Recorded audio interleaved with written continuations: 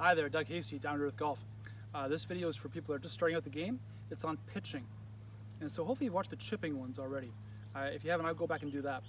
So the difference between pitching and chipping. A chip shot tends to go lower and runs further. Some people would say a chip shot rolls further than it flies. And a pitch shot goes higher and doesn't roll as far. Again, some people would say it flies further and rolls shorter. So those are one definition of chipping and pitching. You could also define the motions. So chipping to me means there's no wrist motion at all.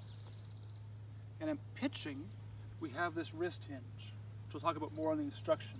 We have a wrist hinge in a pitching motion, we don't in a chipping motion.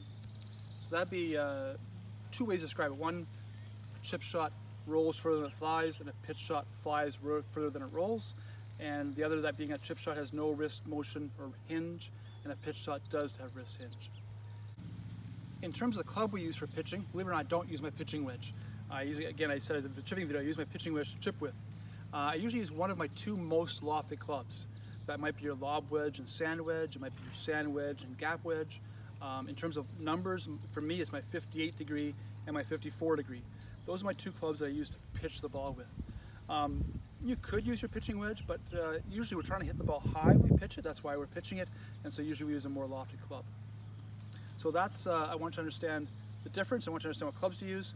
I also want you to understand that every shot that I hit has what we call a low point. So the club is going to come down, it's going to have an angle of attack, this being a shallow angle of attack, this being a steep one, and it's going to go like this, it's going to come down, it's going to get to its lowest point, it's somewhere in the swing, and then it's going to come up. Controlling where that low point is, knowing where that low point is the key to being a good pitcher of the golf ball. Key to being a good striker of the ball with iron play too. So we want to get that low point of your swing consistent. We're going to talk about more of that instruction video.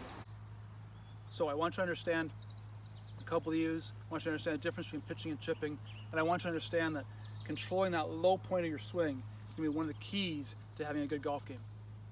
All right, good golfing.